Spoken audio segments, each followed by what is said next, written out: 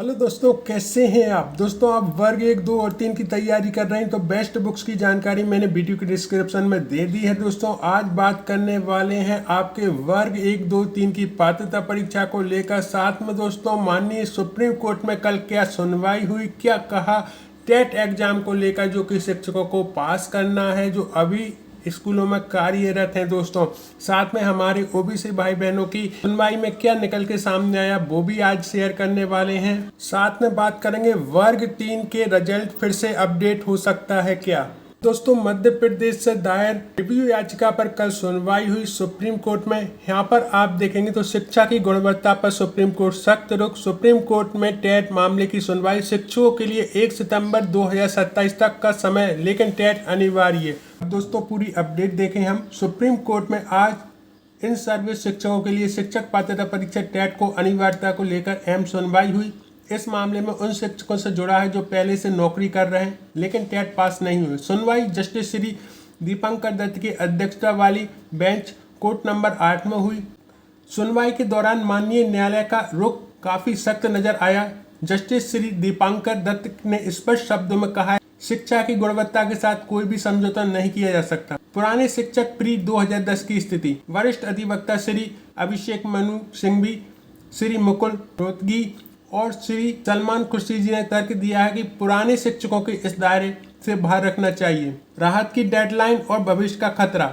न्यायालय ने शिक्षकों को अपनी योग्यता साबित करने के लिए एक समय सीमा का संकेत दिया। कोर्ट के अनुसार शिक्षकों को 1 सितंबर 2027 तक समय दिया जा सकता है, जिसके भीतर उन्हें टेट उत्तीर्ण करना अनिवार्य होगा। यदि इस निर्धारित समय तक शिक्षक पात्रता परीक्षा पास नहीं कर पाते हैं तो उनकी नौकरी पर खतरा मंडरा सकता है। वहीं बात करें दोस्तों, तमिलनाडु जैसे राज्यों और टीचर फेडरेशन ऑफ इंडिया की ओर से वरिष्ठ अधिवक्ताओं ने शिक्षकों की व्यवहारिक कठिनाई को सामने रखा है। मध्य प्रदेश के संदर्भ में ये दलील दी गई है कि आदिवासी क्षेत्र जैसे वैगा जनजाति वाले इलाके में संसाधनों में कमी है, इसलिए नियमों में छूट मिलनी चाहिए। हालांकि कोर्ट ने स्पष्ट किया है कि मुख्य मुद्दा केवल टेट की अनिवार्यता पर केंद्रित है। यहाँ पर यदि आप देखेंगे दोस्तों तो शिक्षक केवल कोर्ट के भरोसे न बैठें। चूंकि सी टेट 2026 और विभिन्न राज्यों में टेट जैसे यूपी टेट के अवसर उपलब्ध हैं, इसलिए अपनी तैयारी जारी रखें और परीक्षा उत्तीर्ण करें ताकि कानूनी रूप से भविष्य सुरक्षित रहे। वहीं हम विशेषज्ञों की बात करें तो विशेषज्ञों का मानना है कि सुप्रीम कोर्ट का आज का रुख स्पष्ट करता है कि आने वाले समय में टेट की अनिवार्यता से बचना मुश्किल होगा। शिक्षकों को अभी से तैयारी शुरू कर देनी चाहिए। अब आगे क्या होगा दोस्तों, फिलहाल मामला काफी नाजुक है क्योंकि सरकार को एनसीटीई गुणवत्ता पूर्ण शिक्षा के पक्ष में खड़े दिख रहे हैं। अभी अंतिम आदेश आना बाकी है, लेकिन आज की सुनवाई ने साफ कर दिया है कि आने वाले समय में टेट की अनिवार्यता से बचना मुश्किल होगा दोस्तों। तो कुल मिलाकर यथास्थिति आपके सामने है। कमेंट बॉक्स में आप जरूर लिखें इस विषय में आप क्या सोचते हैं। और इस हिसाब से माध्यमिक शिक्षक पात्रता परीक्षा जुलाई 2026 में, प्राथमिक शिक्षक पात्रता परीक्षा अगस्त 2026 में और वर्ग 1 पात्रता परीक्षा की बात करें दोस्तों तो दिसंबर या जनवरी में अपडेट जारी हो सकती है। दोस्तों, ये जो एग्जाम है, जो भर्ती परीक्षा की तैयारी कर रहे हैं उन्हें क्लियर करना आवश्यक है, तो उनके लिए ये तो है ही। साथ में जो हमारे शिक्षक हैं जो इस दायरे में आ रहे हैं उनके लिए भी एग्जाम क्वालिफाई करना एक तरह से अनिवार्य होगा, जिस तरह से माननीय सुप्रीम कोर्ट का रुख दिख रहा है दोस्तों। हालांकि अभी अंतिम आदेश आना बाकी है, उसके बाद जो निर्देश जारी होंगे उस हिसाब से आपको तैयारी जारी रखनी है।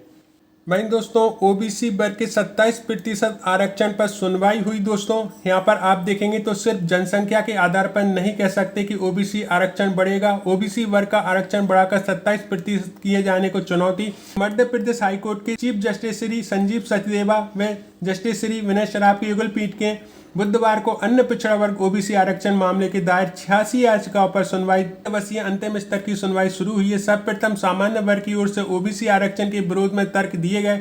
सुप्रीम कोर्ट के वरिष्ठ अधिवक्ता श्री अमन लेखी ने कहा कि जनसंख्या के आधार पर यह नहीं कहा जा सकता कि ओबीसी आरक्षण बढ़ेगा। उन्होंने सुप्रीम कोर्ट के इंदिरा साहनी केस का हवाला देते हुए कहा कि बिना किसी अध्ययन के अचानक इस तरह का फैसला लिए जाना गलत है। न्यायालय ने तर्कों को संज्ञान में लेकर आज गुरुवार को दोपहर 3 बजे से आगे की सुनवाई करने के निर्देश दिए हैं। ओबीसी वर्ग के पैरवी कर रहे वरिष्ठ अधिवक्ता श्री रामेश्वर सिंह की कहा है कि सरकार इस मामले में उदासीनता बरत रही है। किसी न किसी बहाने से अब तक 60 बार सरकार सुनवाई आगे बढ़ा चुकी है। वहीं दूसरी ओर दोस्तों कोर्ट परिसर में जाने से रोक दिया। ओबीसी ने कई अभ्यर्थी महाधिवक्ता के निवास के समक्ष घेराव के बाद हाईकोर्ट परिसर तक लेकर प्रदर्शन करते हुए पैदल सफर किया। ओबीसी के होल्ड अभ्यर्थियों ने मुख्य न्यायाधीश के कोर्ट में सुरक्षा अधिकारियों ने प्रवेश करने से रोक दिया। आक्रोशित प्रदर्शनकारी महाधिवक्ता को लेकर जमकर नारेबाजी कर रहे थे, चेतावनी दे रहे थे कि महाधिवक्ता को जाने पर उग्र आंदोलन करेंगे। इसके बाद महाधिवक्ता ने चैम्बर में उनका प्रतिनिधिमंडल से मिलने भी गए। महाधिवक्ता ने भरोसा दिलाया कि अन्याय नहीं होगा, जिसके बाद मामला शांत हुआ दोस्तों। तो कुल मिलाकर यहाँ पर आप देख रहे हैं कि जो सुनवाई है वो आज भी जारी रहेगी दोस्तों। अभी तर्क रखा गया है वो भी आपके सामने है। निर्णय आता है दोस्तों तो 13% जो होल्ड सीटें हैं उन पर ज्वाइनिंग प्रक्रिया शुरू हो जाएगी। 2018 से लेके अभी तक जितनी भी होल्ड पद हैं उन पर नियुक्ति मिलेगी दोस्तों। और इस संबंध में जो भी अपडेट आएगी मैं आपके सामने जरूर लाऊंगा। आप क्या सोचते हैं इस विषय में कमेंट बॉक्स में अपनी राय जरूर रखें दोस्तों। यहाँ पर वर्ग 3 की जो ज्वाइनिंग है वो संकट में है। पूरी अपडेट देखें तो हाई कोर्ट ने कहा गलत जानकारी देने वालों को चयन से बाहर करें। प्राथमिक शिक्षक भर्ती 2025 बोनस अंकों से बनी मेरिट लिस्ट निरस्त। तो ये जो लिस्ट है वो निरस्त कर दी गई है दोस्तों। इससे आपका जो रिजल्ट है वो फिर से अपडेट किया जाएगा। संकट में 13,000 का चयन। पूरी अपडेट देखें दोस्तों तो मध्य प्रदेश हाईकोर्ट ने प्राथमिक शिक्षक वर्ग 3 चयन परीक्षा 2025 की विवादित मेरिट सूची रद्द कर दी है। कोर्ट ने राज्य सरकार और कर्मचारी चयन मंडल को नई चयन सूची जारी करने के निर्देश दिए हैं दोस्तों। तो इससे आपका जो रिजल्ट है वो अपडेट होगा दोस्तों। जो फर्जी तरीके से गलत जानकारी देकर 5% बोनस अंक लिए हैं वो सीधे बाहर होंगे, उनकी जगह नए नाम शामिल होंगे दोस्तों। सुनवाई के दौरान कई अभ्यर्थी ने हाईकोर्ट पहुंचे और माना कि उनके पास प्रमाण पत्र नहीं था, फिर भी उन्होंने बोनस अंक का विकल्प चुन लिया था। उन्होंने चयन सूची में सुधार की मांग की है, लेकिन कोर्ट ने इसे खारिज कर दिया। हाईकोर्ट ने 27 फरवरी 2026 को मेरिट सूची रद्द करते हुए कहा है कि वैध दस्तावेजों के साथ सत्यापन के बाद ही बोनस अंक दिए जाएं। तो कुल मिलाकर फिर से आपकी जो है मेरिट लिस्ट बनेगी दोस्तों, जिनमें नए नाम शामिल हो सकते हैं। जिन्होंने सही जानकारी भरी है दोस्तों उन्हें यहाँ पर कोई खतरा नहीं है, उनकी ज्वाइनिंग 100% होगी। लेकिन जिन्होंने गलत जानकारी दी है और इस बीच में जो है सुधारने का मौका भी दिया गया था, उन्होंने उसका लाभ भी नहीं उठाया है।